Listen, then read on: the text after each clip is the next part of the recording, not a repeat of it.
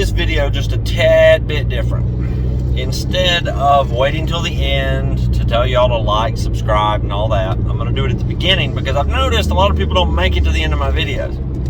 It's alright, but I'm going to go ahead and say, hit that like button, subscribe if you're not, hit that notification bell so you get alerted to all my new videos. I got a new one every week.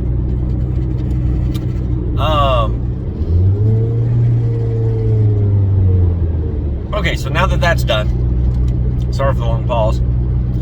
I had to take the trash to the dump because I'm not paying for trash pickup. It's ridiculous.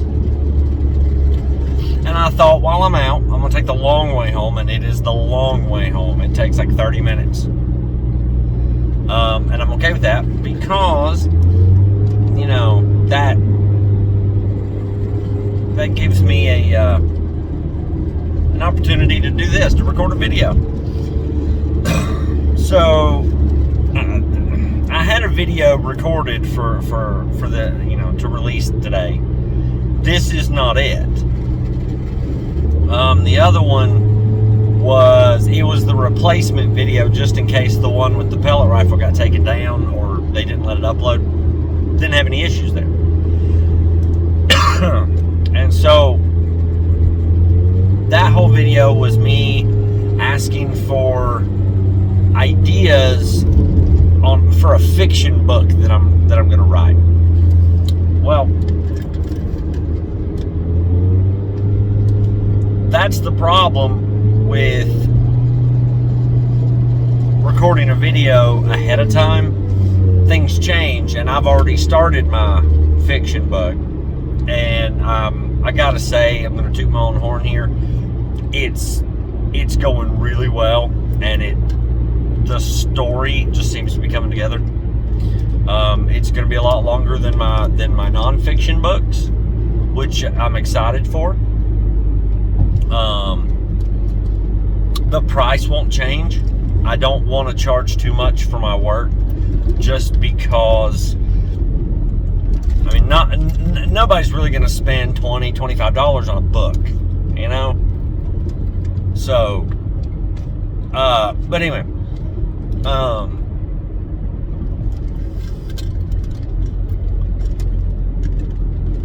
I recorded that video, and then it became sort of pointless. And a lot of things have happened over the weekend, with it being the 4th of July, and it was an incredibly busy weekend. The wife and I went with some friends of ours, and we went floating on the new river. That was a lot of fun.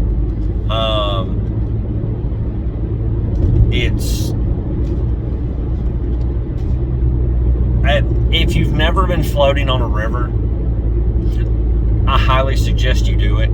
It is so relaxing and so much fun, and it's gotten me determined now to buy a kayak so I can go kayaking whenever I want. I mean, it's a lot of fun.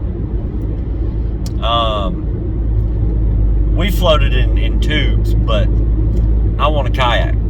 I have been kayaking before, and it's a blast. I just want one of my own now. That's not the topic of the video, but hey. So, over the weekend, I've started to see a lot of... Now, this has been a problem for a long time, but it's something that it's never really affected me, per se. I personally know people, and I've heard of people who have to deal with this issue, and it's not the worst issue in the world, but it is an important issue to deal with. And it's people stealing your ideas, whatever they are.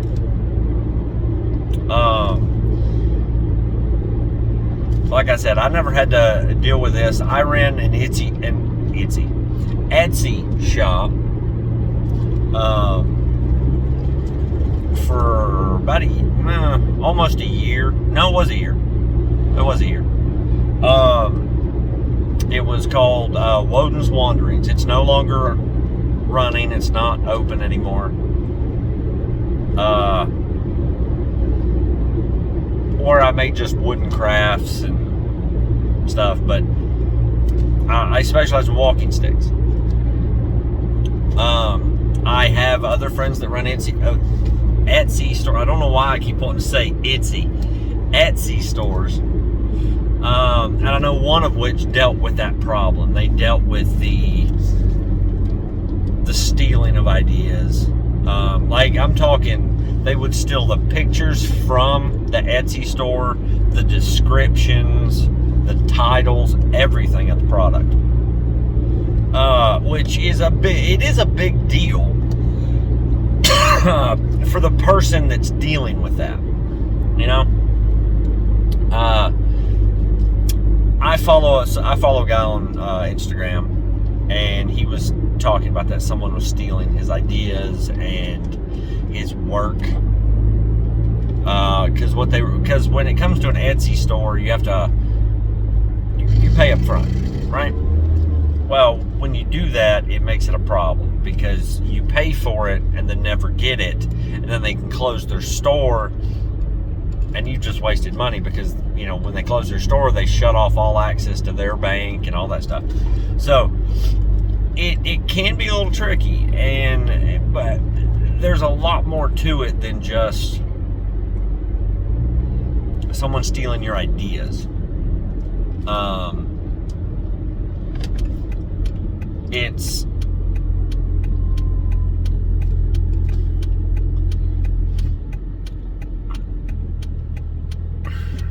I've never dealt specifically with anyone stealing my ideas per se.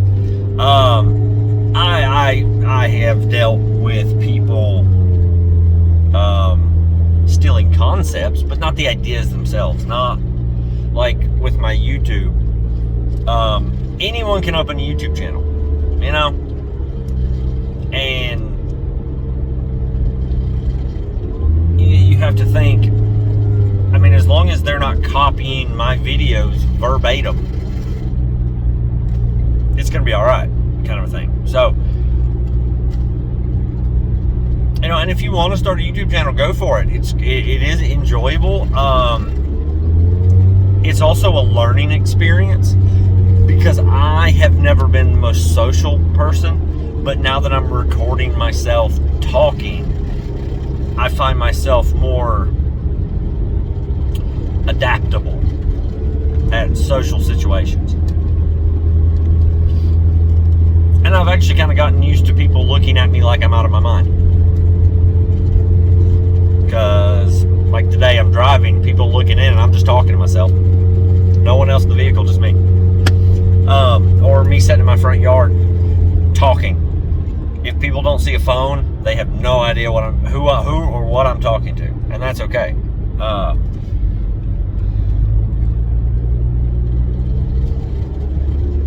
But I know the heathen community isn't exclusive to ideas, but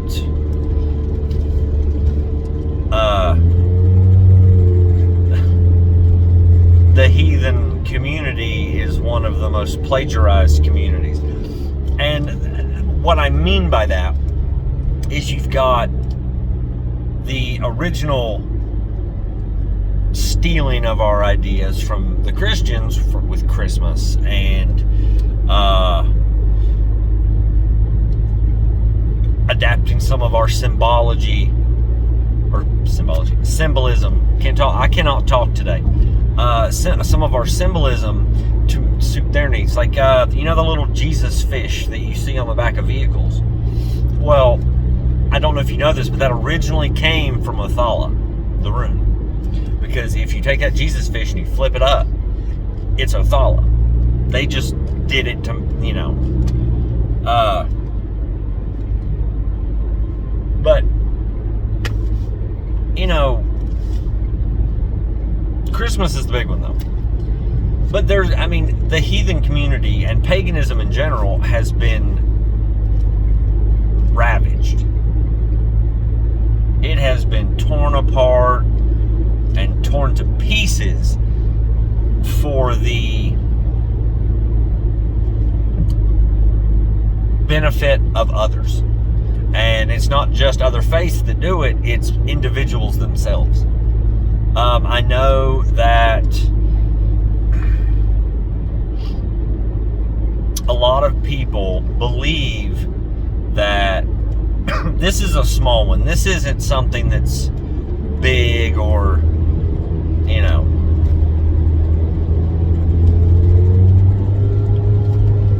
just horribly insulting. But the look, right? Now, that is a subject that will put me on the edge of my seat and make my blood pressure go up. It's the idea of people thinking if you look the part, you're heathen, and you're exceptionally wrong. That is not the case. That is not how it works. You don't have to have the biggest beard. Hell, I know heathens that don't have beards. I know heathens that just have like the stubble because they work in a professional like office. So they, you know, I know heathens that don't have a single tattoo on their body. It's not about looking the part. It's not. I wear my Mjolnir because it means something to me. I made this. It's personal to me now. I have a beard because my life allows me to have a long beard, right? Now, I like to try and keep, I have really slacked on it lately, but I like to keep the sides of my beard trimmed up a little bit, my mustache trimmed up around my lip, you know, because to me it looks more presentable. But there are a lot of people who think if you don't have a beard, you're useless. I mean, and that's if you don't have a beard, you're not heathen, or you're not a Viking. It's not about being a Viking. The Vikings don't exist anymore. Yeah, here I go. I'm getting frustrated here.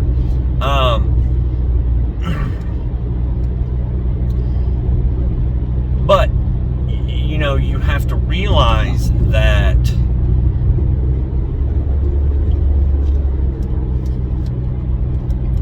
it's not about the look. It's about the mindset and the devotion that you give to your faith, regardless of your faith. It's about the mindset, not the look.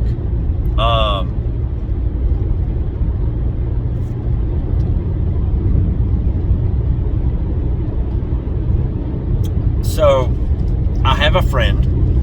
She's a witch. She's a witch. And that you know, she does not look the part.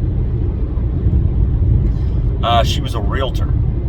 So she was always decked out in the look of professionalism.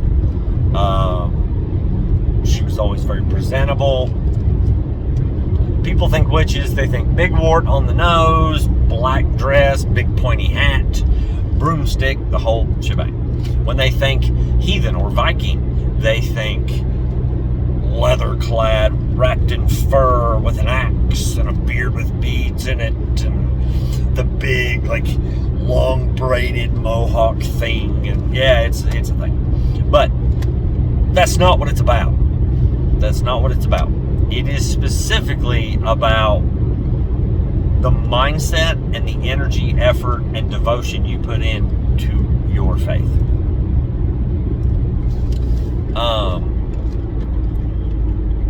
Not everyone can do that. Not everyone has the mindset, and I think that's why they put on the show.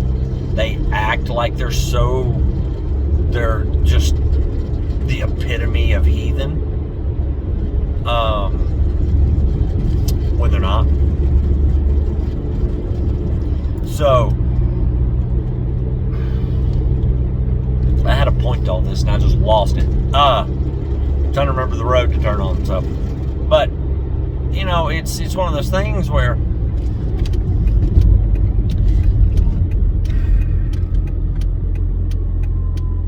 it's not about It's not. I could shave all this off. I won't, but I could. If I shaved all this off and I was like, you know what?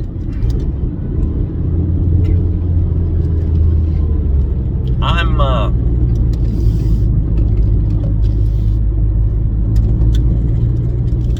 gonna start wearing suits and ties and all that. It would change the way I look, but it wouldn't change who I am, right?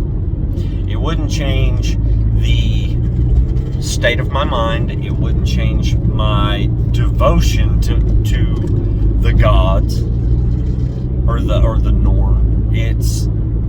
That's all you. That's what's inside, here and here, not what's out here. So I guess today's video is just specifically about don't worry about what you look like. Worry about how you feel. Because if you feel the gods, if you feel your ancestors and the Norn and the whites, the land whites and the house whites, if you feel them and you offer your gifts and yourself to them and you practice, then you're heathen.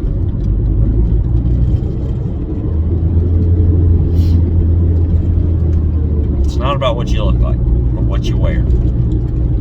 It's about how you feel. So, that's the message today. That is the message today.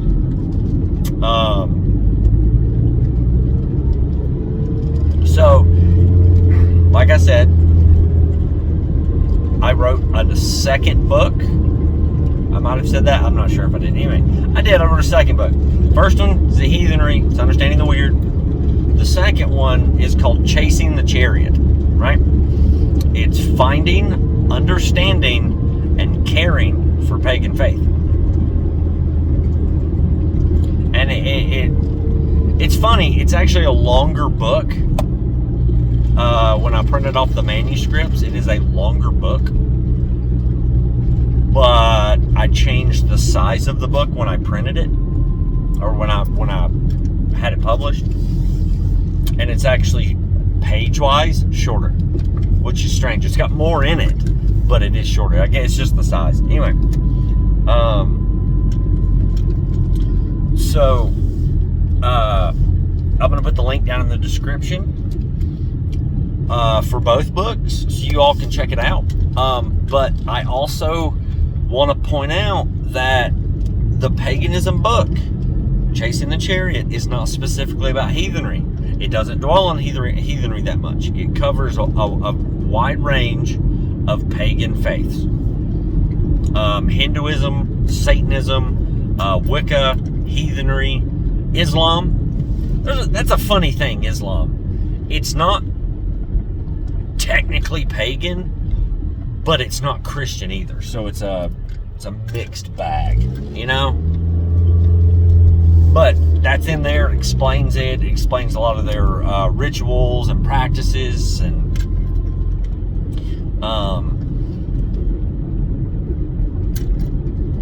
just it's got little details about each faith, and you know. So if you're interested in checking that out, if you're not heathen, if you are heathen and you want to check it out and see what the book's all about, please, it would mean so much to me if you went and bought your copy. It's there's a paperback and an ebook, just like the first one. So go check them out, and I look forward to knowing what you think. If you've read them, throw a comment down. Tell me what you thought about the books. Tell me what I could improve on. I'm always up for constructive criticism. Always. But that's all I have for today, so I look forward to see you in the next one. Bye.